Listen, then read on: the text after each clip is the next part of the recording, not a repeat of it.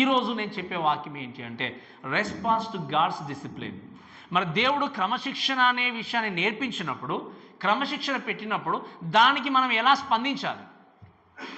మీకు అర్థమైంది కదా. ఇప్పుడు వాక్య భావం ఇక్కడ నుండి క్రమశిక్షణ గురించి లాస్ట్ వీక్ అంతా నేర్చుకున్నాం. దేవుడు చెప్పాడు, ఏమన్నా వాక్యం రాయబడింది, తాను ప్రేమించినటువంటి కుమారుని దేవుడు ఏం చేస్తాడు చెప్పండి? శిక్షించే వ్యక్తి. కాబట్టి ప్రభువు చేసే శిక్షను దయచేసి ఏమంటాడు, నా కుమారుడా ప్రభువు చేయి శిక్షను తృణీకరించవద్దు. ఒకవేళ తృణీకరిస్తే ఎవరికి నష్టము? తృణీకరించిన వ్యక్తి. కాబట్టి దేవుడు ఏమన్నాడు, ఆ క్రమశిక్షణ పెట్టినప్పుడు వాక్యం రాయబడిన మాట ఏంటంటే, ఈ దినమున మరి ఆ క్రమశిక్షను విన్నటువంటి వ్యక్తులముగా మనం ఎలా స్పందించాలి, ఎలా రెస్పాన్స్ కావాలి అని రెస్పాండ్ కావాలనే విషయం చూసినప్పుడు దయచేసి వర్స్ 12 నుండి చూద్దాం. చూడండి దయచేసి 12వ వచనం నుండి.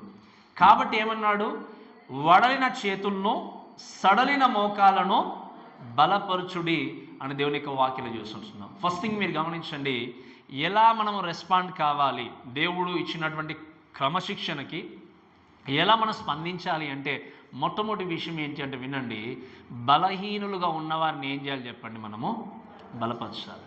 మీరు వినండి, మనం పరుగు పందెంలో ఉంటూ పరిగెత్తున్నప్పుడు దేవుడు క్రమశిక్షణతో కూడినటువంటి పరుగు పందెంని ఇచ్చాడు. క్రమశిక్షణ డిసిప్లిన్తో కూడినటువంటి పరుగు పందెంలో పరిగెత్తున్నప్పుడు దేవుడు రూల్స్ అండ్ రెగ్యులేషన్స్ పెట్టినప్పుడు, క్రమశిక్షణ పెట్టినప్పుడు ఆ క్రమశిక్షణకు ఎలా లోబడి వెళ్ళాలి అంటే వాక్యం చెప్పేది ఏంటి అంటే, మీరు బలహీనులుగా ఉన్నటువంటి వారిని ఏం చేయాలి, బలపరచాలి. అంటే మీరు గమనించండి, continue the race with strengthening others. అంటే ఏంటి, మీరు బలహీనులుగా ఉన్నటువంటి వ్యక్తులు బలపరుస్తూ ఏం చేయాలి, మీ పరుగు పందాన్ని కొనసాగించాలి.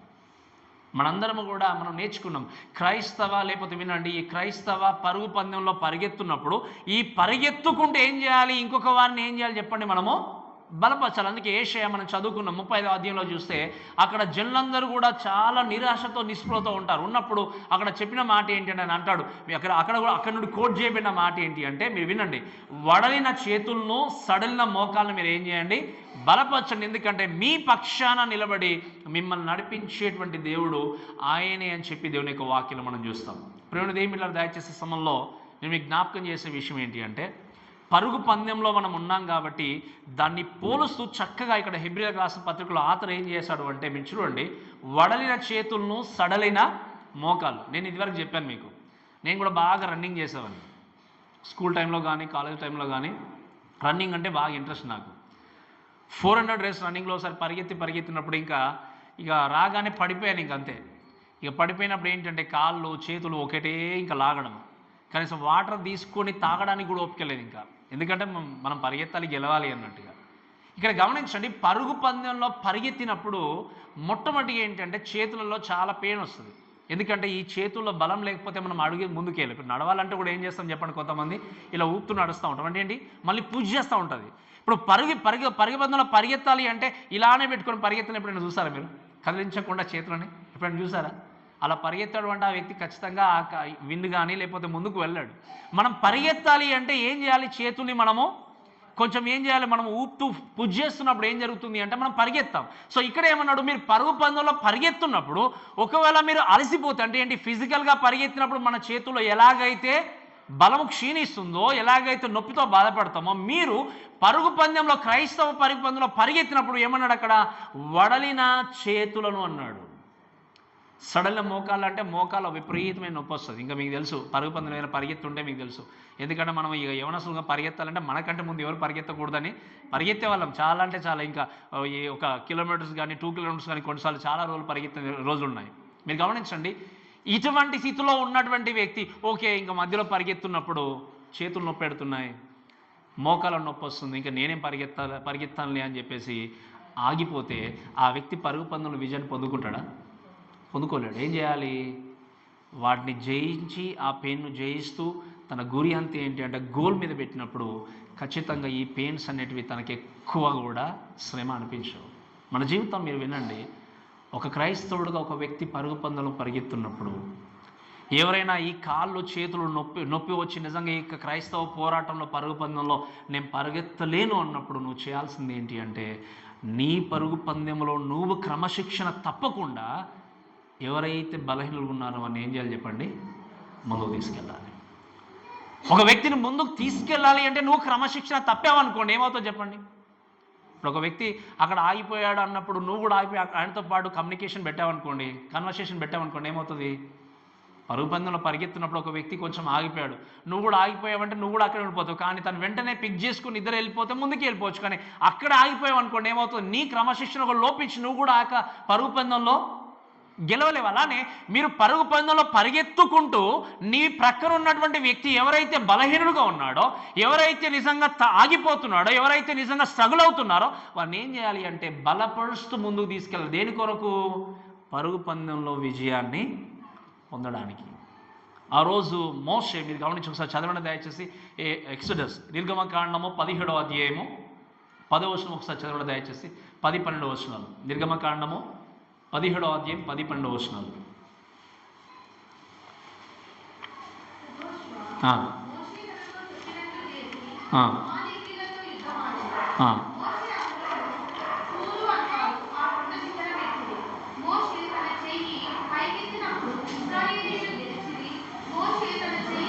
వినండి, ఇక్కడ మనకు బాగా తెలుసు. థ్యాంక్ యూ అమ్మ. ఇక్కడ మనం చూస్తే అమాలేకులతో యుద్ధం చేసినప్పుడు మోషే, మీరు గమనించండి, చేతులు ఎత్తినంతసేపు ఏం జరిగింది? యుద్ధంలో గెలిచారు. కానీ ఎప్పుడైతే చేతులు అక్కడ మీరు చూడండి, ఎప్పుడైతే తాను ఆ చేతుల్లో ఇంకా బలాన్ని కోల్పోయి తర్వాత ఎక్కువసేపు ఆ విధంగా కష్టంతో ఆయన ఉన్నప్పుడు వాక్యంలో చూసే మాట ఏంటి అంటే, అహరోను ఊర్లు అనేటువంటి ఇద్దరు కూడా ప్రక్కన నిలబడి ఏం చేశారు అంటే తాను ఆ చేతుల్ని గట్టిగా హోల్డ్ చేసినప్పుడు ఏం జరిగింది అంటే ఆ యుద్ధంలో వారిద్దరు కూడా ఏం చేశారు చెప్పండి? ఆ ప్రజలందరూ కూడా గెలిచారు. ఈయన మీరు గమనించండి, వీళ్ళు యుద్ధాన్ని కొనసాగిస్తున్నప్పుడు యుద్ధంలో గెలవాలి అంటే మోసే చేతులు ఏముండాలి చెప్పండి? పైకి ఉండాలి. ఆయన అలానే ఉన్నప్పుడు చాలాసేపు రోజంతా ఉండేసరికి ఏం జరిగింది తనకంటే చేతుల్లో నొప్పి వచ్చింది. ఆ పడిపోతున్న టైంలో అహరోను పక్కనే ఉన్నారు చెప్పండి, హూరు, వీరిద్దరు కూడా కలిసి చేతుల్ని పట్టుకున్నప్పుడు ఏం జరిగింది చెప్పండి? యుద్ధంలో గెలుస్తారు. ఈరోజు నువ్వు పరుగు పందెంలో పరిగెత్తున్నప్పుడు నువ్వు నిజంగా ఒకవేళ బలహీనుడు ఒక వ్యక్తి కనిపించాడు అంటే ఆ వ్యక్తిని బలపరిచి ఏం చేయాలి? యుద్ధంలో తీసుకెళ్ళాలి. ఈరోజు మన సంఘము యుద్ధంలో పరుగు పందెంలు పరిగెత్తున్నప్పుడు, ఒకవేళ మనం ముందుకు వెళ్తున్నప్పుడు మీరు గమనించండి, సంఘాన్ని ఏకత్రాటిపైకి తీసుకెళ్ళడానికి సహకరిస్తున్నప్పుడు మోషేకు సహకరించినట్టుగా లిఫ్ట్ చేయాలి, కానీ వెనుక రావడానికి వెళ్ళలేదు. ఒకవేళ వెనుకకు వచ్చినట్టయితే నీవు కదా ఓడిపోయేది. వ్యక్తిగతంగా మనము మన కుటుంబం అనుకున్నప్పుడు మన సంఘమే కుంటుపడిపోతుంది. అందుకే మీరు వినండి చాలా జాగ్రత్తగా. నీ జీవితంలో నువ్వు పరుగు పందెంలో వెళ్తున్నప్పుడు ఒక వ్యక్తిని బలపరచాలి అంటే నువ్వు పరుగు పందెం నుండి ట్రాక్ నుండి పక్కకు తప్పుకోవడానికి వీలు లేదు. అందుకే నేను చెప్పాను, మీరు ఒక మార్గంలో మనం వెళ్ళాలి అంటే ఆ మార్గం నాకు తెలియకపోతే ఇంకొక వ్యక్తిని నేను నడిపించలేను. అలానే నువ్వు క్రమశిక్షణ కలిగి పరుగు పందెంలో పరిగెత్తున్నప్పుడు నువ్వు ఒక వ్యక్తిని బలపరుచుకుంటూ తీసుకెళ్ళాలి అంటే నువ్వు క్రమశిక్షణ కోల్పోయావు అంటే ఆ వ్యక్తిని నువ్వు బలపరచలేవు. ఈరోజు వాక్యం వింటున్న ప్రభువు దేవుడు అందుకే అన్నాడు ఏంటి అంటే, మనం చదువుకున్నాం, ఇదివరకు నేర్చుకున్నాం, మీరు ఒకరినొకరు ఏమంటే కొందరు సమాజంగా కూర్చున్నట్టు మానుకోకుండా అందరూ కూడా ఏమన్నాడు? కూడుకుంటూ ఒకరినొకరు బలపరిచి ఏముంది వాక్యంలో 10-25 చూస్తే, ఒకరినొకరు హెచ్చరించు ఆ దినము సమీపించిన మీరు చూసిన కొలది మరీ ఎక్కువగా అలాగూ చేయొచ్చు, ప్రేమ చూపుటకు సత్కార్యములు చేయుటకు ఒకరినొకరు ఏం చేయాలి చెప్పండి? పూరి కొల్పి ముందుకు నడిపించాలి. ఈరోజు వాక్యం వింటున్న ప్రభువు దేవుని బిడ్డలారా, మనం దేవుడి నుండి డిసిప్లైన్ అనేటువంటి విషయం నేర్చుకున్నాం. క్రమశిక్షణ అనే వాక్యము మనం నేర్పించబడిన తర్వాత అయ్యో ఇంత కఠినంగా ఉంది ప్రభా మీ క్రమశిక్షణ, దీన్ని నేను భరించలేను, దీన్ని నేను కొనసాగించలేని చెప్పి నువ్వు ఆగిపోయినట్టయితే నువ్వు పరుగు పందెంలో విజయాన్ని పొందుకోలేవు.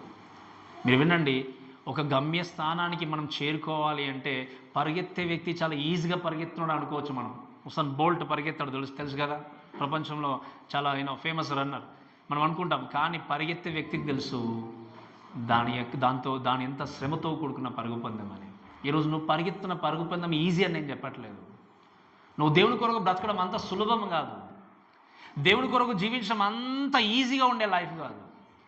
ఎంతో కష్టం ఉండొచ్చు, నీ ఫ్యామిలీ నుండే ఉండొచ్చు, బంధువుల నుండి ఉండొచ్చు, వ్యక్తిగతంగా ఎన్నో నువ్వు ఫేస్ చేయొచ్చు, సమాజం నుండి ఉండొచ్చు. ఈ యొక్క ఇరుకు మార్గంలో నువ్వు పరిగెత్తున్నప్పుడు ఈ శోధనలన్నీ తట్టుకొని శ్రమలన్నీ నువ్వు ఏం చేయాలి? జయిస్తూ వాటిని తట్టుకుంటూ నిలబడి నీ పరుగు పందెంలో నువ్వు ఏం చేయాలి? పరుగును కొనసాగించాలి. అందుకే అపోస్తలుడు అయినటువంటి పౌలు కూడా మీరు చూడండి, టైటస్ ఆయన వచ్చి మనం చూస్తాం 2 కొరింథీ 7వ అధ్యాయంలో చూస్తే టైటస్ వచ్చి ఆయన ఎంకరేజ్ చేస్తున్నట్టుగా చూస్తాం. అందుకే నేను మీకు చెప్పాను, ఒక నిజమైన కాపరికి, సేవకుడికి తన యొక్క సంఘము దేవుని యొక్క మాట విని లోబడడం కంటే అంతకు మించిన గిఫ్ట్ ఏం అవసరం లేదు ఇంకా కాపరికి. ఒక నిజమైన సేవకుడికి కావాల్సింది ఏంటి చెప్పండి? తన సంఘము, తన విశ్వాసులు దేవుని మాట వినడం కంటే ఎక్కువ గొప్ప బహుమానం ఈ యొక్క నిజమైన సేవకుడు ఎవరు కూడా ఆశించారు. ఈరోజు వినండి వాక్యం వింటే ప్రభుత్వ దేవుని బిడ్డలారా. అందుకే మీరు గమనించండి, when we practice the ministry, మనం పరిచర్యను కొనసాగిస్తూ వెళ్తున్నప్పుడు, అంటే ఒక వ్యక్తిని మనం బలపరచాలి అంటే ఎంకరేజ్ చేయాలని ఒక ప్రీచర్ అన్నాడు, చాలా జాగ్రత్త వినండి. When we practice the ministry of encouragement, our words need not to be polished or flowery, it is better it to be from heart అన్నాడు. అంటే ఏంటి? ఒక వ్యక్తిని మనం బలపరచాలి అంటే, బాల్లో ఉన్న వ్యక్తిని బలపరిచి సరైన ట్రాక్లో నిలబెట్టాలి అంటే, మీరు వినండి, మన యొక్క మాటలు అనేటివి ఏంటి అంటే మంచిగా మెరుగుదిద్దినట్టుగా, మంచిగా ఏంటి, ఒక పుష్పంలాగా పూలు అంటే ఏంటి, ఒక నోట్లో వచ్చినటువంటి మాటలు ఏం నొప్పించకుండా ఉండాల్సిన అవసరం లేదు. నీ మాటలని హృదయం నుండి రావాలన్నాడు ఆయన. మెరుగుదిద్దినట్టుగా ఉంటే దిద్దినట్టుగానే ఉంటాడు ఆ వ్యక్తి, తన జీవితాన్ని మార్చుకోలేడు. నువ్వు నిజంగా ఒక వ్యక్తిని దేవుని వద్దకు నిలబించాలి అంటే, దేవుని కొరకు నిలబెట్టాలి అంటే, ఆ వ్యక్తి గాయపడినా కూడా ఆ వ్యక్తి నువ్వేం చేస్తున్నావు చెప్పండి? సరైన రీతిలో నిలబెడుతున్నావు. నువ్వు మెరుగుదిద్ది నీ యొక్క, అందుకే అంటాం కదా, ఒక మన తెలుగులో సామెతలు వాడుతూ ఉంటారు చాలామంది మనలు, అటు పాము జాగకూడదు, ఇటు కర్ర అనేది. ఇలా ఉంటే మన జీవితాల్లో మనం ముందుకెళ్ళాం, అంతే కదా. అంటే ఆ వ్యక్తిని నేను నొప్పించకూడదు, కానీ నేను చెప్పినట్టు ఉండాలి. ఆ వ్యక్తిని నేను బాధ పెట్టకూడదు, ఆ వ్యక్తి మాత్రం నన్ను అర్థం చేసుకోవాలి. ఇది క్రైస్తవ సమాజంలో కుదరని పని. అందుకే మీరు గమనించండి, వాక్యం ఆయన ప్రీచర్ సరిగా మాట్లాడితే మీరు వినండి. ఈ డిసిప్లిన్ విన్నప్పుడు, దేవుని యొక్క క్రమశిక్షణ విన్నప్పుడు, అయ్యో ఈ క్రమశిక్షణ చాలా కఠినంగా ఉంది ప్రభు అని ఆగిపోవడానికి వీల్లేదు. వాక్యం చెప్పే మాట ఏంటి అంటే, ఈ డిసిప్లిన్ క్రమశిక్షణ అంటే ఏంటి అంటే, నీ పరుగు పందాన్ని ఇంకా స్పీడ్ పెంచాలి అని. నేను చెప్పినప్పుడు మీకు అర్థమైందా? ఈ పరుగు పందెం ఏం చేయాలి? ఎప్పుడైతే క్రమశిక్షణ అనే మాట మనం వీడబడిందో, ఏ దేవుడు చెప్పాడో, చెప్పినప్పుడు ప్రభా నేను ఇక్కడ ఆగిపోతున్నానేమో, ఇక్కడ నేను స్ట్రగుల్ అవుతున్నానేమో, కాబట్టి నేను ఏం చేయాలి? మరలా నేనున్నటువంటి ప్రదేశం నుండి నన్ను నేను పిక్ చేసుకొని, నేను పరుగు పందెంలో నా పరుగుని ఏం చేయాలి? నేను పిక్ చేసుకొని ఫాస్ట్గా వెళ్ళిపోవాలి. ఎందుకు అంటే అక్కడ కనబడుతున్నటువంటి గోల్కు, లేకపోతే ఆ గమ్యస్థానానికి చేరుకోవడమే నా యొక్క లక్ష్యం. ఆ విషయాన్ని గుర్తుపెట్టుకొని ఎవరైతే మీ పరుగు పందాన్ని స్పీడప్ చేసుకుంటారో వాళ్ళు దేవుని క్రమశిక్షణకి లోబడుతున్నటువంటి వ్యక్తులు. అందుకే దేవుడు స్పష్టంగా చెప్పాడు, నా కుమారుడా ప్రభువు చేయి శిక్షను తృణీకరించుకుము. ఈరోజు మీరు వినండి, శిక్ష అంటే ఎవరికి నచ్చదు, మరి ఎవరైనా అంతే. మీరు అనుకోవచ్చు, పాస్టర్ ఇక్కడ ఎన్నో చెప్తుంటాడు అని అనుకోవచ్చు మీరు, కానీ ఇక్కడికి రావడానికి నేను కూడా ఎన్నో పరిస్థితుల గుండా వెళ్ళాను. దేవుడు మనకు అవకాశం ఇచ్చినప్పుడు మన పని విషయంలో బహుజాగ్రత్తగా ఉండి ముందుకెళ్ళాలి. బహుజాగ్రత్తగా ఉండి మన పని మనం జరిగించుకోవాలి. మనం చేసే పని మనుషులు గుర్తుంచుకోకపోయినా రిమెంబర్. అందుకే నిన్న వచ్చిన ఆ ప్రీచర్ కూడా ఏమన్నాడు, నాకు ఏది అవసరం లేదు, దేవుడు చూసుకుంటాడు, నేను చేసిన అన్నాడు. అంతే. మనం చేసే ప్రతి పని ఎవరు మెప్పు కొరకు చేయాలి చెప్పండి? దేవుని మెప్పు కొరకు. అందుకే నువ్వు ఒక వ్యక్తిని బలపరుస్తున్నావు అంటే, నువ్వు క్రమశిక్షణ నుండి తప్పుతున్నావా లేదా వెళ్ళిపోతున్నావా ఒక్కసారి ఆలోచించుదాం. అందుకే మొట్టమొదటిగా ఏంటి అంటే, ఎలా రెస్పాండ్ కావాలి అంటే మనం వీక్గా ఉన్న వ్యక్తిని బలపరచాలి. రెండో విషయం చూడండి 13వ వచనంలో, మరి కుంటికాలు బెనకక బాగుపడు నిమిత్తము మీ పాదములకు మార్గములను సరళము చేసుకోండి. సెకండ్ థింగ్ ఏంటి అంటే, స్ట్రెంగ్తెన్ యువర్ పాత్. మీ మార్గాలను ఏం చేయాలి చెప్పండి? ఎప్పుడైతే క్రమశిక్షణ అనేటువంటి మాట దేవుని నుండి వినబడిందో, రెండో విషయం ఏంటి అంటే, మీ మార్గాలను ఏం చేయాలి చెప్పండి? సరళం చేసుకోవాలి. ఈ మాటను బట్టి దయచేసి చూడండి మీరు, దయచేసి. అందుకే నేను ఇదివరకు మీరు చెప్పిన మాట, మీ మార్గాల్ని సరళం చేసుకుని వెళ్ళాలంటే మీరు వినండి, మీరు పరిగెడుతున్నటువంటి పరుగు పందెంలో మీ లేన్లో మీరు ఉన్నప్పుడు ఆ లేన్ నుండి తప్పుకున్నారంటే అర్థం ఏంటి అంటే, మీరు పరుగు పందెం నుండి బయటకు వచ్చినట్టే లెక్క. మీకు అర్థమైందిగా? బయటకు వచ్చినట్టే లెక్క. మీ పరుగు పందెంలో మీరు పరిగెత్తున్నంత కాలం అంటే అర్థం ఏంటి అంటే, మీ మార్గాన్ని మీరు సరళం చేసుకున్నంతసేపు మీరు చక్కగా పరిగెత్తగలరు. అంతేకాకుండా మీకు వీక్గా కనబడ్డ వ్యక్తిని కూడా అదే మార్గంలోనికి మీరు ఏం చేయగలరు? పుష్ చేయగలరు. అందుకే చెప్పి, ఒక వ్యక్తి గోతులో పడిపోయాడు అంటే పైనుండి చక్కగా లాగితేనే తప్ప ఆ గోతుని బయటకు రాకుండా నువ్వు కూడా దాంట్లో దూకేవంటే కష్టమే. నీ మార్గంలో, నీ లేన్లో నువ్వు కరెక్ట్ ఉన్నప్పుడు మీరు వినండి, అందుకే వినండి చాలా జాగ్రత్తగా. ఆ మార్గంలో ప్రయాణం చేస్తున్నప్పుడు ఇంకొక వ్యక్తి నువ్వేం చేయాలి? వీక్గా ఉన్న వ్యక్తిని పుష్ చేయాలి. అందుకే వాక్యం రాయబడిన మాట ఏంటి అంటే, కుంటికాలు వెనుకగా బాగుపడు నిమిత్తం అనే విషయం మనం ఇక్కడ చూస్తున్నాం. దయచేసి ఈ మాటను బట్టి మనం ఆలోచన చేయాల్సిన విషయం ఏంటి అంటే, వీక్గా ఎవరైనా కనిపించినా, బలహీనగా ఉన్నప్పుడు కూడా నీ మార్గంలో నువ్వు పరిగెత్తున్నప్పుడు, నువ్వు మార్గంలో ముందుకు సాగుచున్నప్పుడు ఒక మాట మీరు అర్థం చేసుకోవాల్సింది ఏంటంటే, do not stumbling black to those who run or travel with you. దయచేసి చాలా జాగ్రత్తగా ఉండండి. ఒక వ్యక్తి క్రైస్తవ పరుగు పందెంలో పరిగెత్తున్నప్పుడు, దేవుని క్రమశిక్షణకు లోబడి పరిగెత్తున్నప్పుడు, ఆ వ్యక్తికి మీరు అడ్డుబండగా నిలబడకండి. తన పరుగు పందెంలో పరిగెత్తున్నప్పుడు అడ్డుబండగా నిలబడకండి. మీరు అనుకోవచ్చు, అందుకే అన్నాను ఇప్పుడు ఇక్కడ నేను చెప్తున్నాను కాబట్టి ప్రతిదీ 100% పాస్టర్ పాటిస్తున్నారని నేను చెప్పుకోవట్లేదు, గొప్పగా నేను చెప్పుకోవట్లేదు, అంత అయోగ్యత కూడా నాకు లేదు. But I'm trying my self. ఏదైతే చెప్పడానికి ప్రయత్నం చేస్తున్నానో, దేవుడు ఏదైతే నాతో మాట్లాడుతున్నాడో దాన్ని కాపాడుకోవడానికి నేను ప్రతిరోజు స్ట్రగుల్ అవుతున్నాను. ప్రతిరోజు 100% నేను ఫుల్ఫిల్ చేయట్లేదు, కానీ ప్రతిరోజు స్ట్రగుల్ అవుతున్నాను.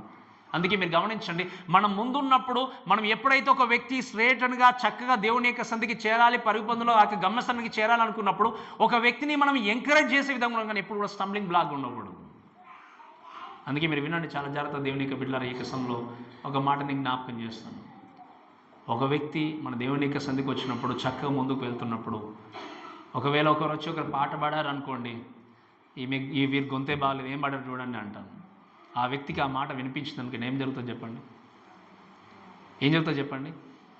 వాళ్ళు పాడరు, వేరే వాళ్ళని పాడేవారు. అంటే ఏంది? నువ్వు ఒక స్టంబ్లింగ్ బ్లాక్, అడ్డుబండకు నువ్వు ఏం చేస్తున్నావు? నిలబడుతున్నావు. ఒక వ్యక్తి ప్రొద్దున ఉదయకాలం వేసి ప్రార్థన చేస్తున్నావు అనుకోండి, ఏం ప్రార్థన చేస్తారు వాళ్ళు? నువ్వు ప్రార్థన చేయవు, ఇంకొకరిని చేయలేవు.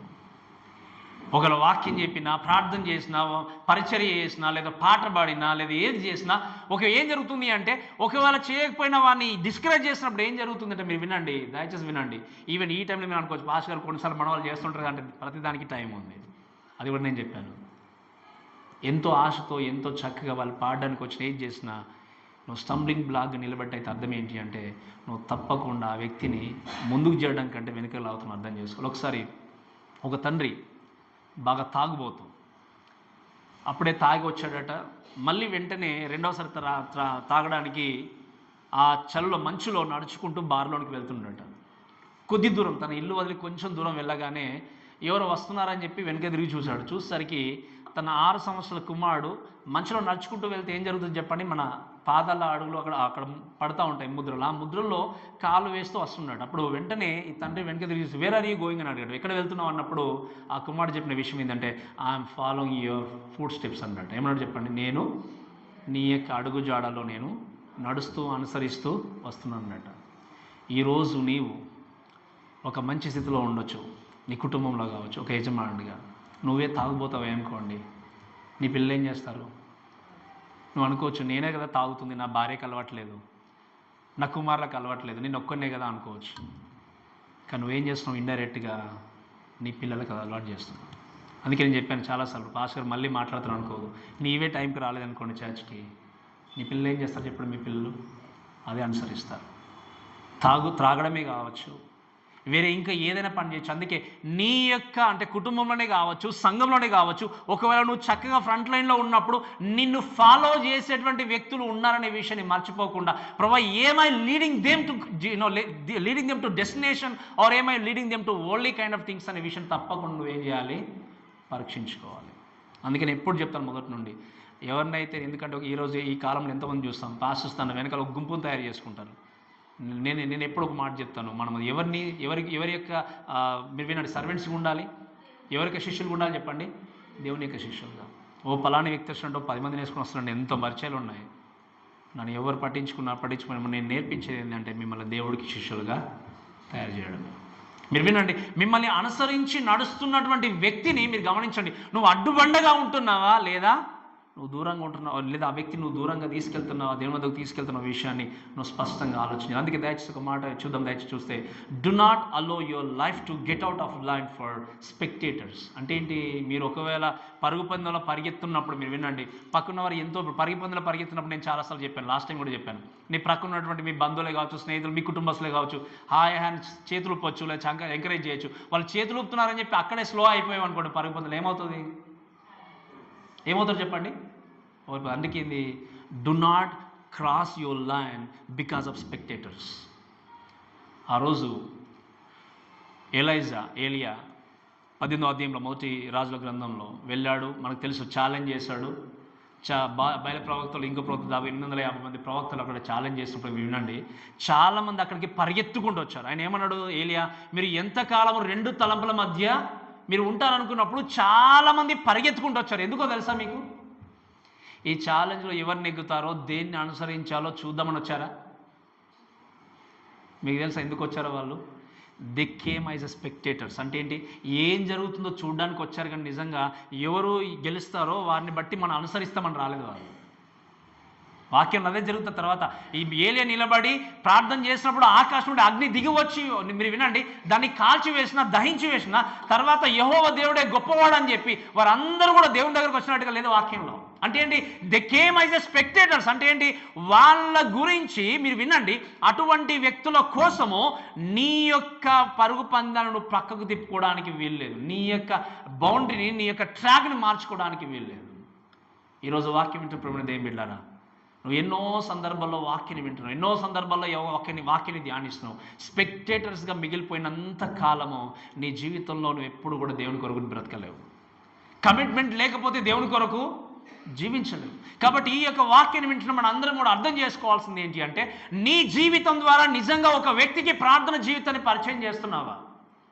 నీ జీవితం ద్వారా ఒక వ్యక్తికి నిజంగా దేవుని యొక్క పరిచయంలో వాడబడడం నేర్పిస్తున్నావు, లేదా నీ జీవితం ద్వారా నిజంగా ఆత్మీయంగా ఎదిగేటువంటి విషయం నేర్పిస్తున్నావా, లేదా అబద్ధాలు నేర్పిస్తున్నావా, మోసాన్ని నేర్పిస్తున్నావా, లేదా ఒక వేషధరణ జీవితాన్ని నేర్పిస్తున్నావా? ఇది తప్పకుండా ప్రతి క్షణం కూడా ఏం చేయాలి, మనము గ్రహించాలి.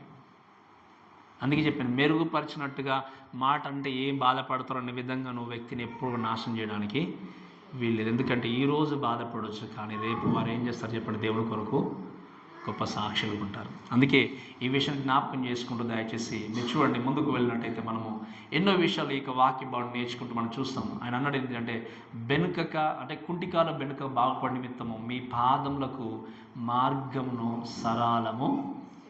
సో కాబట్టి షుడ్ నాట్, మీరు వినండి చాలా జాగ్రత్తగా, మీరు ఎప్పుడు కూడా మీ యొక్క పాదమును మీ ట్రాక్ నుండి బయటకు పెట్టకూడదు. అంతేకాకుండా ఎప్పుడు కూడా ఒక వ్యక్తికి అడ్డుబండగా ఉండడానికి వీల్లేదు, అడ్డుబండడానికి వీల్లేదు.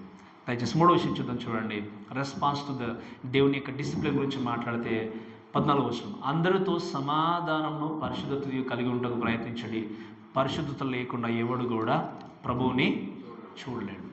ఈ మాట చాలా జాగ్రత్తగా వింటే మీరు వినండి, practice holiness and be a peace maker. అంటే చాలా జాగ్రత్తగా వినండి, అందరితో సమాధానమును పరిశుద్ధతయు కలిగి ఉండటకు ప్రయత్నించండి. దేవుడు క్రమశిక్షణను నేర్పించినప్పుడు చెప్తున్న విషయం ఏంటి అంటే, పర్స్యూ పీస్ అంటే ఏం చేయాలి, సమాధానాన్ని మనం ఏం చేయాలి, కలిగి ఉండడానికి ప్రయత్నించాలి, వెంటాడాలి. అందుకే అపోస్తలుడైన పౌలు అంటాడు, మీరు అందరితో వీలైతే శక్యమైతే సమస్త మనుషులతో సమాధానంగా ఉండండి అంటాడు. కానీ మర్చిపోయే విషయం ఏంటో తెలుసా చాలామంది, మీరు వినండి చాలా జాగ్రత్తగా, అందరితో సమాధానము కలిగి ఉండడము మంచిదే, కానీ దాంతోపాటు ఇంకొక మాట యాడ్ చేశాడు. ఇక్కడ ఏముంది చెప్పండి, ఏమి చెప్పండి అక్కడ, అందరితో సమాధానమును పరిశుద్ధతను కలిగి ఉండు. మనం అందరితో సమాధానంగా ఉండాలి. ఆ సమాధానములో నువ్వు పరిశుద్ధత కలిగి ఉన్నావు. దేవునితో నువ్వు పరిశుద్ధత కలిగి ఉంటే నీ సమాధానంలో కూడా నువ్వు ఏం చేస్తావు, ఇతరులతో కూడా పరిశుద్ధతను కలిగి ఉంటావు. పరిశుద్ధత దేవునితో మనం కలిగి ఉండాలి, సమాధానంతో కలిగి ఉండాలి. అంటే పరిశుద్ధత దేవునితో కలిగి ఉండకపోతే ఇతరులతో దేవుడు ఇచ్చినటువంటి సమాధానాన్ని ఎప్పుడు కూడా మనము కలిగి ఉండలేము. ఈరోజు మనం అందరూ కూడా అందరిలో మంచివని అనిపించుకోవాలని చూస్తాం చాలాసార్లు. ఎవరు కూడా మనల్ని నొప్పించకూడదు, ఎవరు కూడా బాధ పెట్టకూడదు, అందరూ మనల్ని మెచ్చుకోవాలని చాలా ప్రయత్నం చేస్తాం. కానీ ఆ సమాధానంలో, ఆ పీస్ మేకింగ్లో, ఆ యొక్క సమాధాన పరిశ్రమలో నిజంగా పవిత్రతను పరిశుద్ధతను కలిగి ఉన్నావా లేవా ఒక్కసారి ప్రశ్నించుకోవాలి. వాక్యం ఏముంది, పరిశుద్ధత లేకుండా ఎవరు కూడా ఎవరిని చూడలేరు చెప్పండి, దేవుని చూడలేరు. ఈరోజు నీ సమాధానంలో పరిశుద్ధత లేకపోతే, నీ యొక్క రిలేషన్షిప్లో పరిశుద్ధత లేకపోతే, నీకు సంబంధ బాంధవ్యంలో పరిశుద్ధత లేకపోతే, దయచేసి ఉండండి, దేవుడు చెప్పే విషయం ఏంటంటే మీరు తప్పకుండా దాన్ని పాటించి ముందుకు వెళ్ళాలని దేవుని యొక్క వాక్యం విన్నాం. కాబట్టి దయచేసి మీరు గమనించాల్సిన విషయం ఏంటి అంటే, your responsible for your relationship with your God. అంటే ఏంటి, నువ్వు ఒకవేళ ఈ క్రమశిక్షణ మాటలు విన్న తర్వాత కూడా నువ్వు దేవునితో పరిశుద్ధమైన పవిత్రమైన సంబంధాన్ని కొనసాగించకపోతే నీ సంబంధ విషయంలో నీవే బాధ్యుడైతే, ఎవరు కూడా ఇంకా బాధ్యులు కాదు. ఎవరు బ్రేక్ చేసుకుంటున్నారు చెప్పండి? ఎవరు నిజంగా దూరం పెట్టుకుంటున్నారు దేవునితో బంధాన్ని అంటే నీకు నీవుగానే. అందుకు ఒక మాట చెప్తాను నేను చాలా జాగ్రత్తగా. ఎవరైనా మనల్ని నిజంగా వారితో మాట్లాడడానికి మనం ప్రయత్నం చేసినప్పుడు లేదా నొప్పించడానికి ప్రయత్నం చేసినప్పుడు ఎంత బాధపడతారో అని చాలాసార్లు ఆలోచన చేస్తాం, అంతే కదా? అంటే ఏమైనా అఫెండ్ అవుతారేమో మనం ఏమైనా చెప్తే అని ఆలోచన చేసి ఎంతో చక్కగా బిల్డ్ చేసుకుంటూ వెళ్తాం. అంత చక్కగా ఉండేటువంటి ఆలోచనలో దేవునితో ఉంటే ఎంత బాగుండేది. నేను చెప్పినప్పుడు మీకు అర్థమైందా? ఒక వ్యక్తితో మాట్లాడుతున్నప్పుడు ఆయన తప్పు చేస్తున్నా కూడా లేదా నిజంగా క్రమశిక్షణ లోపించినా కూడా, ఆయన అబద్ధం ఆడుతున్నాను తెలిసినా కూడా, మోసం చేస్తానని తెలిసినా కూడా, ఒకవేళ నేను వెళ్ళి చెప్తే నాకు తనకి ఒకవేళ విభేదాలు వస్తాయేమో, నాకు తనకి ఏమవుతాయి చెప్పండి? మాకున్న పరిచయము దెబ్బతింటుందేమో. అమ్మ మీకు అర్థమవుతుంది అందరికీ? నా పరిచయము దెబ్బతింటుందేమో, మాకున్నటువంటి మంచితనం దూరం అవుతుందేమో అని ఎలాగైనా ఏం చేస్తామో చాలా ప్రయత్నం చేస్తాము ఆ సంబంధాన్ని కొనసాగించడానికి. ఇంత సాక్రిఫైస్ చేసి అంత కష్టపడుతున్నట్టు దేవునితో కష్టపడితే ఎలా ఉంటుంది చెప్పండి? అందరి జీవితాలు ఎప్పుడో మారిపోయేటివి. దేవుడు బాధపడితే బాధపడి నాకేంటి, నేను మాత్రం మనిషిని బాధపెట్టకూడదు. మీకు అర్థం చెప్పిన మాట. అబద్ధం ఆడుతున్నాడంటే అబద్ధం ఆడుతున్నారు బ్రదర్, లేదు అబద్ధం ఆడుతున్న సిస్టర్, మీరు కొంచెం మరి దీంట్లో ప్రేమపూర్వకంగా మీరు ఇది కొంచెం చేయడం తప్పు, కరెక్ట్గా అదేమో, కొంచెం ఇక్కడ వీక్గా ఉన్నారేమో, దయచేసి మీరు బాధపడకండి, బట్ నేను దేవుని యొక్క వాక్యాన్ని బట్టి నేర్పిస్తున్నాను. ఎప్పుడైనా చెప్పారు ఒక వ్యక్తికి వెళ్ళి మీరు? నేను ఎందుకు చెప్పాలి, మళ్ళీ నన్ను అపార్థం చేసుకుంటారు వాళ్ళు. దేవుడు బాధపడ్డా పర్లేదు, కానీ ఈ వ్యక్తి మాత్రము బాధపడకూడదు, అంతే కదా? ఆలోచన చేస్తారు. దేవుడు బాధపడినా, దేవుడు నిజంగా నొచ్చుకున్నా పర్లేదు నా జీవితాన్ని బట్టి, కానీ ఈ వ్యక్తిని నేను ఎప్పుడు కూడా బాధ పెట్టకూడదు. అలాంటి వ్యక్తిని ఏం చేస్తున్నారు? ఈ వ్యక్తికి నేను అబద్ధం ఆడుతున్నట్టు తెలుసు, అయినా కూడా ఏం చేస్తాడు? ఆయన ఏమనలేదు, నన్ను ఎంకరేజ్ చేస్తాడు. ఇంకో ఏం చేస్తాడు చెప్పండి? 2 అబద్ధాలు ఆడతారు, 3 అవుతాయి, 4 అయితే 5 అవుతాయి. అలా చివరికి నీ ట్రాక్ నుండి ఏమవుతావు చెప్పండి? పక్కెళ్ళిపోతావు. అందుకే ఇక్కడ ఉన్నటువంటి భక్తుడు చెప్పిన మాట ఏంటంటే చాలా జాగ్రత్తగా ఉండండి. అందరితో సమాధానం పరిశుద్ధతను కలిగి ఉండండి. పరిశుద్ధత లేకుండా ఎవరు కూడా ప్రభువుని చూడలేరు. ఇక చివరికి ఇంకో మాట చెప్పి ముందుకెళ్తా చూడండి. నువ్వు దేవుని యొక్క క్రమశిక్షణ గురించి విన్న తర్వాత వీక్గా ఉన్నవారిని బలపరచాలి, నీ మార్గాన్ని సరళం చేసుకోవాలి, సమాధాన్ని వెంటాలి. చివరి థింగ్ ఏంటి అంటే అవాయిడ్ డిస్క్వాలిఫికేషన్స్, డిఫైల్మెంట్ అంటే ఏంటి అంటే మీరు గమనించండి, మన జీవితంలో ఉన్నటువంటి మీరు గమనించండి, దేవుడికి అయిష్టమైనటువంటి దాన్ని ఏం చేయాలంటే యోగ్యత లేదంటే పక్కన పెట్టాలి, దేన్ని అవాయిడ్ చేయాలి. ఇప్పుడు దేవుడు చెప్పాడు ఈ క్రమశిక్షణలో మీరు ఉండండి అన్నప్పుడు కొన్ని విషయాలు మనం ఏం చేయాలి? అవాయిడ్ చేస్తూ తీసివేసుకుంటూ ముందుకు వెళ్ళాలి. ఏంటి అనే విషయం చూసి చూడండి. మీలో 15వ వచనంలో, మీలో ఎవడైనను దేవుని కృపను పొందకుండా తప్పిపోవునేమో అని అన్నాడు. ఏమన్నాడు చెప్పండి? మీలో ఎవడైనను దేవుని కృపను పొందకుండా తప్పిపోవునేమో అంటే మీరు చూడండి, దయచేసి చాలా జాగ్రత్తగా ఆలోచన చేస్తే, ఫాలింగ్ బ్యాక్ అంటే ఏంటి? మీరు వినండి, చాలా జాగ్రత్తగా ఈ మాటను ఆలోచన చేస్తే, మీరు ఒకవేళ ఎవరైనా నిజంగా ఇదివరకు జ్ఞాపకం చేసినట్టుగా మీరు వినండి, ఎవరైనా నిజంగా తప్పు చేశారు, లేకపోతే ఒక వ్యక్తి మీరు బాగా గమనించినప్పుడు నిజంగా ఈయనకు రక్షణ ఉందా లేదా, ఈవిడకు రక్షణ ఉందా లేదా అని తెలిసింది అనుకోండి, అనిపించింది అనుకోండి, మీకు మీరు వెళ్ళి ప్రేమపూర్వకంగా మాట్లాడి నిజంగా మీరు ఈ విషయంలో కొంచెం చెక్ చేసుకొని, అందుకే నేను చెప్తాను కదా ఒక మాట, ఏమంటాను, అన్నిటికంటే ప్రాముఖ్యంగా మొట్టమొదటిగా దేని గురించి చెక్ చేసుకోమని చెప్తాను చెప్పండి. నేను ఏమంటాను చెప్పండి? మీ ఉద్యోగమైనా లేకపోతే పెళ్ళైనా ఏదైనా రేపైనా చేసుకోవచ్చు, కానీ ఈరోజు మాత్రం దేని గురించి ఆలోచన చేయమని చెప్తాను నేను ప్రతిసారి. మర్చిపోయారు అప్పుడే. ఏమని చెప్తాను చెప్పండి? మీ రక్షణ గురించి. ఎందుకు? రక్షణ లేకపోతే పరలోకం లేదు.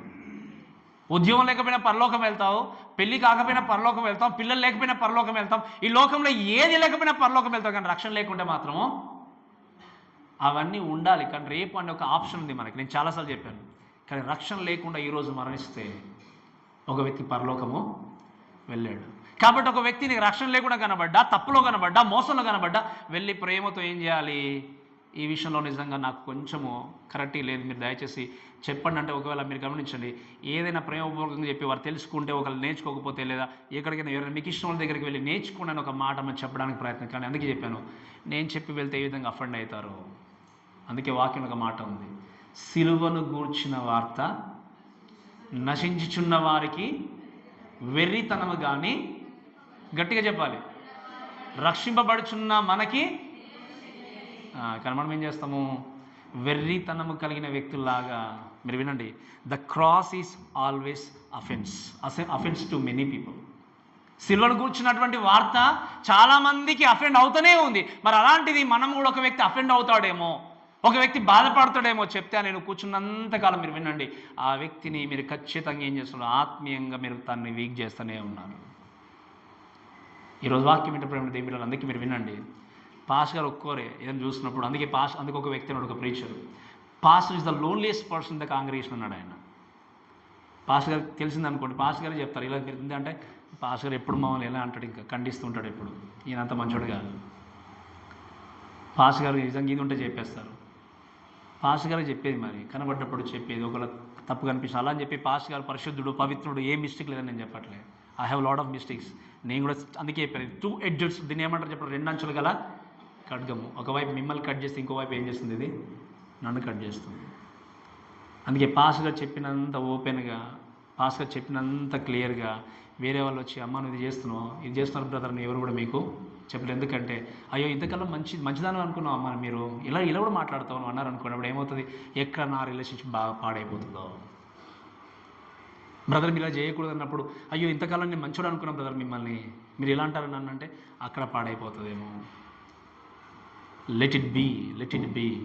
ఒక్కరోజు మిమ్మల్ని బాధ పెట్టినా పర్లేదు, ఒక్కరోజు మిమ్మల్ని అసహించుకున్నా పర్లేదు, కానీ ఎప్పుడైనా ఒకరోజు వారు ఖచ్చితంగా రియలైజ్ అవుతారు ఏంటి అంటే, ఈ వ్యక్తి నా క్షేమం కొరకు ఈ విషయాలు చెప్పాడు. అందుకే మనం లాస్ట్ వీక్ నేర్చుకున్నాం, మన పిల్లలకి మనం నేర్పిస్తున్నప్పుడు ఒక బెత్తం తీసుకుని అయినా ఏం చేస్తుంది చెప్పండి, కొట్టి నేర్పిస్తాం.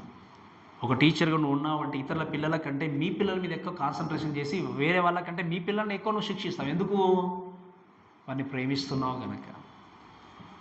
ఒక కాపరిగా మన సంఘాన్ని ప్రేమిస్తున్నాడు కాబట్టి చెప్తా. అలానే దేవుడు మనల్ని ప్రేమిస్తున్నాడు కాబట్టే మనల్ని శిక్ష గుండా తీసుకెళ్తున్నాడు. మీరు వినండి, శిక్షనే ఉంది కదా నువ్వు ఆలోచన చేస్తే దాని వెనకాల ఉన్న ప్రేమ మాత్రం మనకి అర్థం కావట్లేదు. అందుకే వాక్యం రాయబడిన మాట ఏంటంటే మనం చూస్తాం కదా, ప్రభు తాను ప్రేమించిన వాడిని శిక్షించి తాను స్వీకరించు ప్రతి కుమారుని ఏం చేస్తున్నాడు, ఆయన దండించను. ఆయన ప్రేమిస్తున్నాడు కాబట్టి మనల్ని ఏం చేస్తున్నాడు చెప్పండి, దండిస్తున్నాడు. అందుకే ఎప్పుడు మర్చిపోకూడదు మాట, మేలు కోరి స్నేహితుడు గాయం చేయను, పగవాడు లెక్కలేనన్ని ముద్దులు పెట్టున్నాడు. ఈరోజు ఒకవేళ మీరు ఆత్మీయంగా వెనుకబడిపోయినా పర్వాలేదులే, ఈరోజు పర్లేదు పాస్టర్ అలానే చెప్తారులే, పర్లేదు నో ప్రాబ్లం అనుకుంటూ మీరు ఎంకరేజ్ చేస్తున్నారు ఆ విషయంలో, దయచేసి గుర్తుపెట్టుకోండి, ఆ వ్యక్తులు మీ జీవితానికి ఎప్పుడు క్షేమకరం కాదు. చర్చికి సమయం రాకపోయినా పర్లేదులే నో ప్రాబ్లం మీరు కూర్చోండి అలా అని చెప్తారు పాస్టర్ అనుకోండి, ఎలా ఆలోచన చేస్తారు ఆ వ్యక్తి నిజంగా మీ ఆత్మీయ జీవితంలో ఆలోచన చేస్తున్నాడని? పాస్టర్ చెప్తారని చెప్పేసి వెళ్ళిపోతాడు, ఆయనదేముందిలే మనం చూసుకుందాంలే అన్నారనుకోండి. ఒక వ్యక్తి చర్చికి లేటుగా వచ్చినా పర్లేదని చెప్తున్నారు అంటే నీ ఆత్మీయ జీవితానికి ఎలా ఎంకరేజ్ చేస్తాడు ఆయన? ప్రార్థన చేయకపోయినా పర్లేదని అన్నప్పుడు ఆయన నీళ్ళు ఎంకరేజ్ చేస్తాడు ఆత్మీయంగా. అందుకే చెప్పాను, you are the responsible guy for your spiritual growth. ఎందుకంటే అంతం వరకు ఎవరు మనతో రారు, మనతో వచ్చేది మనమే. చివరికి అందరిని వదిలేసుకొని మన క్రియలతో పాటు మనం వెళ్ళిపోవాల్సిందే. Nobody will be there with us till our last breath. అంటే మనతో పాటు నేను ఇంకొకరు తీసుకెళ్తా అనడానికి లేదు. ఆనాటు మీకు తెలుసో తెలియదు, కొన్ని తెగలు ఉండేటివి, కొన్ని క్యానిబల్స్. వాళ్ళు చనిపోయినప్పుడు వాళ్ళతో పాటు ఒక వ్యక్తి చనిపోయాడు అంటే తన తండ్రి కానీ లేదా గాయం చేత చనిపోయాడు అంటే తన తండ్రితో పాటు తన కుమారుని కూడా పాతి పెట్టాలి అలానే. సో అలా నాతో పాటు ఒకరిని తీసుకుని వెళ్తానడానికి లేదు, యూ విల్ గో ఎలోన్. ఈరోజు వాక్యం వింటున్న దేవుళ్ళారా, డోంట్ వాంట్ బి అఫెండ్ అనుకున్నప్పుడు మీరు వినండి, the cross it self is in offence to many people. సిలువను కూర్చున్నటువంటి వార్త ఎంతోమందికి వెర్రితనంగానే ఉంటుంది. ఈరోజు యేసు క్రీస్తును సొంత రక్షణగా అంగీకరించకపోతే, దేవుని యొక్క గొప్పతనం అర్థం చేసుకోకపోతే ఈ మాటలన్నీ కూడా నీకు వెర్రితంగానే కనిపిస్తాయి. అలానే చెప్తారులే పాస్టర్ గారు మాకేంటి అనుకుంటే మీరు వినండి, ఈ వార్త అనేది నేను ముందుగానే చెప్పాను, ఇక్కడ రాయబడకపోతే ఈ క్రమశిక్షణ గురించి నేను కూడా మాట్లాడేవాడిని కాదు, అంతే కదా. ఇప్పుడు ఇక్కడ ఈ మాటలు రాయబడకపోతే నేను కూడా చెప్పేవాడిని కాదు. ఇక్కడ ఉంది కాబట్టి ఏం చేస్తున్నాను చెప్పండి, నేను మీకు నేర్పిస్తున్నాను. అందుకే ముందుకు వెళ్దాం. చూడండి దయచేసి అక్కడ వాక్యం రాయబడిన మాట ఏంటి అంటే చూడండి, అందుకే తప్పిపోనేమని చేదైన వేరు ఏదైనా మొలచి కలవరపరచడం వలన అనేకులు అపవిత్రులైపోదురేమో అని అంటున్నాడు. ఏమన్నా చెప్పండి ఇక్కడ దయచేసి దేవుని యొక్క వాక్యం చూస్తే, do not root of bitterness అంటే ఏంటి? చేదైన వేరు ఏదైనా మొలచి, మీరు వినండి, కలవరపరచడం వలన అనేకులు అయిపోతారేమో అని చెప్పి మీరు ఏం చేయాలి? బహు జాగ్రత్తగా జీవించాలి. చేదైన వేరు అనే విషయాన్ని రాసి ఒక వ్యక్తి చక్కటి డెఫినేషన్ చెప్పాడు, వినండి చాలా జాగ్రత్తగా. The one who comes to the truth అంటే ఏంటి? ఎవరైతే సత్యము దగ్గరికి వస్తారో, హూ నోస్ ద ట్రూత్, ఎవరైతే సత్యాన్ని తెలుసుకుంటారో, who turns around and walks away from the truth అంటే ఏంటి? ఎవరైతే సత్యం దగ్గరికి వస్తారో, మీకు అర్థమవుతుందమ్మా? ఈ చేదు వేరు ఎవరు అంటే మీరు వినండి, ఎవరైతే సత్యం దగ్గరికి వస్తారో, సత్యాన్ని తెలుసుకుంటారో, సత్యాన్ని తెలుసుకున్న తర్వాత సత్యం వద్దని తిరిగి వెళ్ళిపోతారో, ఆ వ్యక్తి చేదు వేరుగా సమాజంలో కానీ, సంఘంలో కానీ, కుటుంబంలో కానీ ఏం చేస్తాడు చెప్పండి? ఆ వ్యక్తి మిగిలిపోతాడు. మీకు తెలుసు ఈ వాక్యం సత్యం అని చెప్పి, ఇది తెలిసినా కూడా, ఇది ఎరిగినా కూడా, దీన్ని అంగీకరించిన తర్వాత కూడా నాకెందుకు లేని ఒకవేళ పక్కకు వెళ్ళిపోయి నువ్వు అలానే దారి తప్పి ముందుకు వెళ్ళిపోతే your stumbling block for others to walk Jesus Christ. అందుకే యేసుక్రీస్తు ఇక్కడ చక్కగా మనకి మాటలు తెలియజేసి చెప్పిన విషయం ఏంటి అంటే, సత్యం అనేది మనకు తెలిసింది, సత్యం దగ్గరికి వచ్చాము. అందుకే ఎప్పుడు ఒక మాటని గుర్తుపెట్టుకుంటూనే ఉంటాను చాలాసార్లు. యేసుక్రీస్తే లోకానికి వచ్చి సత్యం కొరకు నిలబడ్డప్పుడు ఆయన అనుసరిస్తున్నటువంటి మనము ఎప్పుడు కూడా ఏదో చక్కగా మన లైఫ్ అంతా కూల్గా, పీస్ఫుల్గా, కంఫర్ట్గా ఉంటుందని నాకు వెళ్ళలేదు. అందుకే నేను మీకు లాస్ట్ టైం కూడా చెప్పాను, ఎంతోమంది వారి జీవితాన్ని త్యాగం చేసి దేవుని కొరకు సాక్రిఫైస్ చేస్తే, వారి లైఫ్ని సాక్రిఫైస్ చేశారు, వాళ్ళ టైంని సాక్రిఫైస్ చేశారు. కానీ మనం ఉన్నటువంటి కంఫర్ట్ జోన్ నుండి బయటకు రాలేకపోతున్నాం, కొంచెం కూడా బయటకు రాలేకపోతున్నాం. ఎందుకు? కనీసం ఒక్క వ్యక్తి చిన్న గాయపరిచే మాట అన్నా కూడా ఇంకా ఏదో పెద్ద అయిపోయిందిలే నా జీవితానికి అన్నట్టు ఆలోచన చేసి ఏం చేస్తాము అంటే ఇంకేదో జరిగిపోయింది నాలుగు. కానీ మీరు వినండి జాగ్రత్తగా, ఆ గాయము వెనకాల ప్రేమ ఉందనే విషయం ఎప్పుడు కూడా మర్చిపోకూడదు. ఇప్పుడు మనం చూస్తాం సమాజంలో, నేను మీకు చెప్పాల్సింది ఏం లేదు, మీరు వినండి. నమ్మించి మోసం చేసే వ్యక్తులు ఎంతోమంది ఉంటారు సమాజంలో. అది మేబీ ఉద్యోగంలోనే కావచ్చు, మేబీ ఇంకా ఏదైనా లైక్ బిజినెస్లోనే కావచ్చు, ఏదైనా కావచ్చు. ఆ వ్యక్తి నిజంగా ఇంత చక్కగా నన్ను చూసుకునే వ్యక్తి ఎవరు లేరన్న ఫీలింగ్లో ఉంటాం. సమయం వచ్చినప్పుడు అక్కడ నుండి దూసేస్తే మళ్ళీ పాతాళానికి వెళ్ళాల్సిందే. అంతే కదా? అవకాశం ఉన్నప్పుడు ఏం చేస్తారు చెప్పండి? అవసరమంతసేపు మాత్రం అక్కడికి తీసుకెళ్తారు. ఇంకా వీళ్ళంతా నన్ను ఇంతగా ప్రేమించే వ్యక్తి ఎవ్వరు లేరు అనుకుంటాం చాలాసార్లు. అందుకే చెప్పాను, దేవుడు తప్ప ఏ మనుషుడు నమ్మదైన వాడు కాదు, ఏ వ్యక్తి నమ్మదైన వాడు కాదు. God is always faithful. మన దేవుడు ఎప్పుడు కూడా నమ్మదైనవాడు. అందుకే నేను చెప్తాను కదా, మనల్ని పిలిచినటువంటి దేవుడు నమ్మదైనవాడు. కాబట్టి నమ్మదైన దేవుణ్ణి మనం కలిగి ఉండి మనం ముందుకు వెళ్ళాలి. అందుకే ఇక్కడ దయచేసి చూడండి, ఈ మ్యాన్ ఆఫ్ బిటర్నెస్ గురించి చూస్తే ఇక్కడ మీరు గమనించాల్సిన విషయం ఏంటంటే, మీరు అనుకోవచ్చు చేదు వేరు ఉన్నప్పుడు ఏం ప్రాబ్లం ఉంటుంది పాస్టర్, అది కష్టం కదా, ఏం ప్రాబ్లం లేదు కదా అనుకోవచ్చు. మీరు వినండి చాలా జాగ్రత్తగా. ఈ యొక్క చేదు వేరు అనేది is not a private matter, is a public matter. మీకు అర్థమైంది కదా? ఇది రహస్యంగా ఉండి ఒక తన జీవితాన్ని తాను నాశనం చేసుకునేటువంటి మ్యాటర్ కాదు. వినండి, చేదు వేరు మొలిచి, వాక్యంలో ఏముంది అంటే కలవరపరుస్తుందట. ఏం చేస్తుంది చెప్పండి? ఈ చేదు వేరు మొలిచి కలవరపరిచి అందరినీ కూడా అనేకులను అపవిత్రులైపోదురేమో అని జాగ్రత్తగా మీరు ఏం చేయాలి? ఉండాలి. అందుకే ఒక్కడికి 10 సార్లు దేవుడు నాకు ఇచ్చిన బాధ్యత విషయంలో, సంఘాన్ని కాచే విషయంలో, అవమానం ఎదురైనా, కష్టం ఎదురైనా, బాధ ఎదురైనా, తిట్టినా, ఏది ఎదురైనా కూడా దాని విషయంలో బహు జాగ్రత్తను ఉండడానికి ప్రయత్నం చేస్తాను. ఎందుకు? ఏదైనా చేదు వేరు మొలిసి సంఘాన్ని కలివిలి చేస్తుందేమో అని.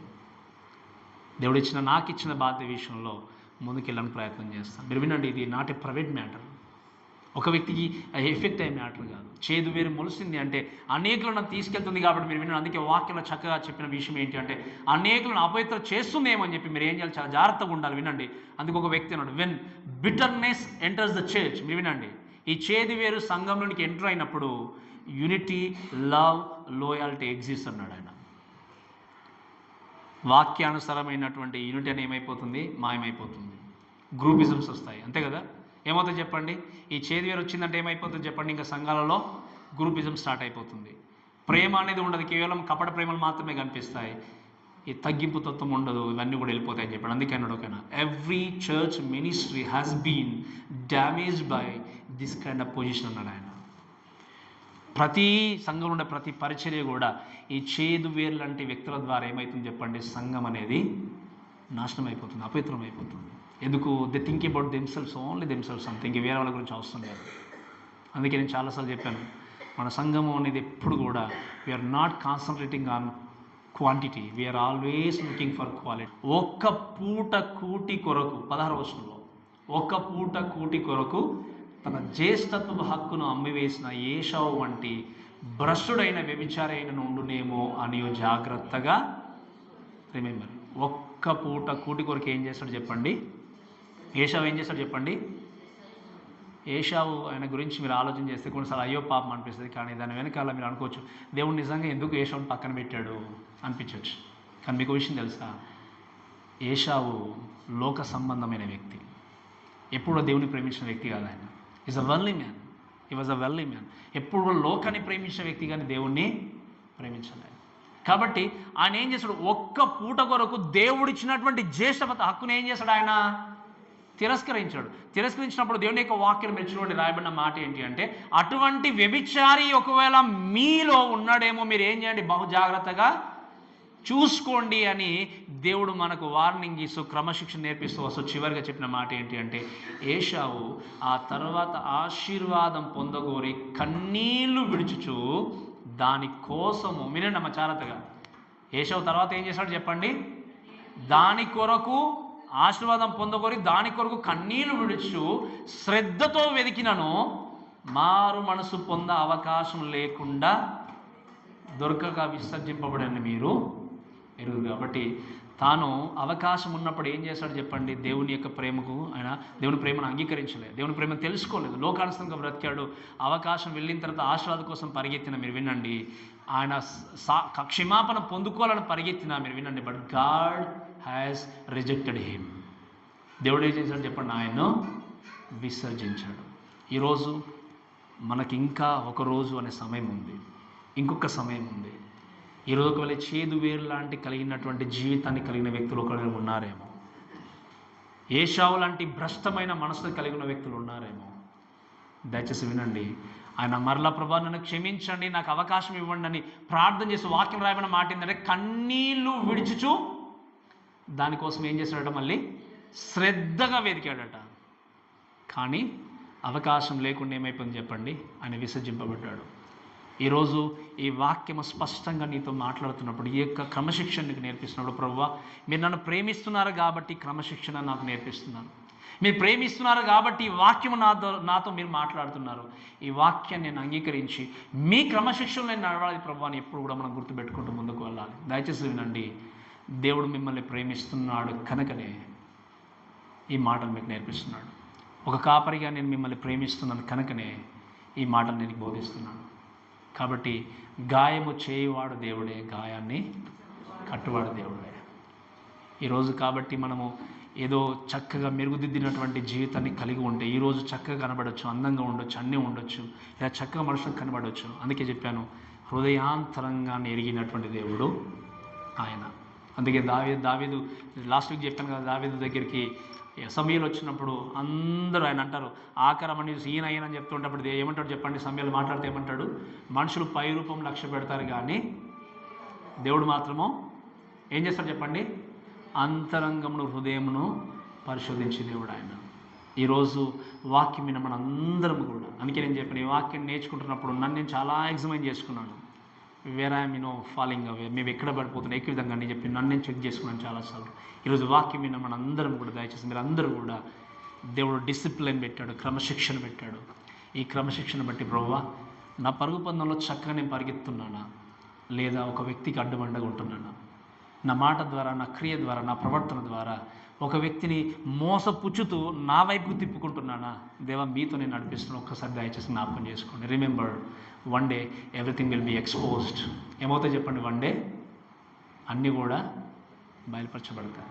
ఈరోజు మనం చేస్తున్న దేవుడికి తెలియకపోవచ్చు, నేను చేస్తున్న దేవుడు మీకు తెలియకపోవచ్చు, కానీ దేవుడికి సమస్తం తెలుసు. నీవు అనుకోవచ్చు దేవుడికి ఏం తెలియట్లేదు, దేవుడు చూడట్లేదు అనుకోవచ్చు, కానీ ఒకరోజు అన్ని దేవుడి లెక్కలోనికి తీసుకొని రాబోతున్నాను. అందుకే నేను చెప్తున్నాను కదా, నేను కూడా ప్రతిరోజు భయపడితే నా జీవితాన్ని కొనసాగిస్తాను. మనందరం కూడా భయపడుచు ఏం చేయాలి చెప్పండి? మన రక్షణ మనము కొనసాగిస్తూ దేవుని కొరకు మనం బ్రతకాలి. ఎందుకంటే మన క్రైస్తవ జీవితం అనేది మనం అనుకున్నంత ఈజీ కాదు. మన క్రైస్తవ జీవితము మనం అనుకున్నంత చక్కగా ఉండే జీవితం కాదు. ఈరోజు ఈ వాక్యం విన్న వ్యక్తుల్లాగా దయచేసి మన జీవితాన్ని పరీక్షించుకుంటూ, ప్రభువా ఏదైనా చేదు వేరు లాంటిది ఇంకా నా హృదయంలో ఉందేమో, నా ప్రవర్తనలో ఉందేమో, నా తలంపులో ఉంది. ఈరోజు మనం వాక్యం విన్నాం, మన లోపల తలంపు పుట్టక మునుపే మన మనసును ఆయన ఎరిగినటువంటి దేవుడు. మీరు వినండి, ఒకవేళ నువ్వు అటువంటి వేరు కలిగినటువంటి స్థితిలో ఉంటే రిమెంబర్, ఏషావు లాంటి పరిస్థితి ఏర్పడకముందే దేవా, అందుకే వాక్యం చూస్తాం కదా, ఇదిగో ఇదే అనుకూల సమయము, ఇదే రక్షణ దినము అని దేవుని యొక్క వాక్యం చూస్తాం. ఒక్క మాట చదివి దయచేసి ముగిస్తాను చూడండి. హెబ్రీయులకు రాసిన పత్రిక మనం ప్రార్థన చేద్దాం. ఇంకా 3వ అధ్యాయము 13వ వచనం చదవండి దయచేసి, 12వ వచనం చదవండి దయచేసి. సహోదరులారా, జీవము గల దేవుని విడిచిపోనట్టి విశ్వాసము లేని దుష్ట హృదయం మీలో ఎవనందైనా ఒకవేళ ఉండునేమో అని, మళ్ళీ అక్కడేం చెప్పండి 12వ అధ్యాయంలో కూడా జాగ్రత్తగా చూసుకోండి. ఇక్కడ కూడా ఏమన్నాడు చెప్పండి, ఏవనైనా ఒకవేళ అటువంటి దుష్టులు మీలో ఏవనందైనా ఉండకవేళ ఉండునేమో అని జాగ్రత్తగా చూసుకోండి. నేడు మీరు ఆయన శబ్దము వినేలా కోపము పుట్టించినప్పటి వల్ల మీ హృదయంలో కఠినపరచుకుండకుండా అని ఆయన చెప్పాను గనక, పాపం వల్ల కలుగు బ్రహ్మచేత మీరు ఎవడును కఠినపరచబడుకున్నట్లు నేడు అనే సమయం ఉండగానే ప్రతిదినం ఒకరినొకడు ఏం చేయండి, ఇది మనం చేయడానికి ప్రయత్నం చేసేది. మీకు ఏమంది చెప్పండి వాక్యంలో, నేడు అను సమయం ఉండగానే ప్రతిదినం ఏం చేయండి, ఒకరినొకడు బుద్ధి చెప్పుకోండి. అందుకే మీరు విన్నాడు, ఒకవేళ నేడు అనే సమయం అంటే ఈరోజే, నేడు అనే సమయం అంటే ఇప్పుడే, ఇంకా మనకు సమయం అనేది దొరకకపోవచ్చు. కాబట్టి ఈ వాక్యం మీద మనందరం కూడా ఈ వాక్యాన్ని బట్టి ఒక్కసారి మన హృదయాన్ని పరీక్షించుకుంటాం. ప్రభువా, నేను నిజంగా మీరు ఇచ్చినటువంటి ఈ యొక్క డిసిప్లిన్కి, క్రమశిక్షణకి నేను సరిగా ప్రతిస్పందిస్తున్నాను లేదా, స్పందించి ఒకవేళ ముందుకు వెళ్తున్నాను లేదా, నా జీవితాన్ని సరి చేసుకుంటున్నాను లేదా ఒక్కసారి పరీక్షించుకుంటూ దయచేసి దేవుని సన్నిధిలో మనం ప్రార్థన పూర్వకంగా ముందుకు వెళ్దాం. కాబట్టి మనల్ని మరి వాక్యమైన దేవుడు దీవించి ఆశీర్వదించును గాక.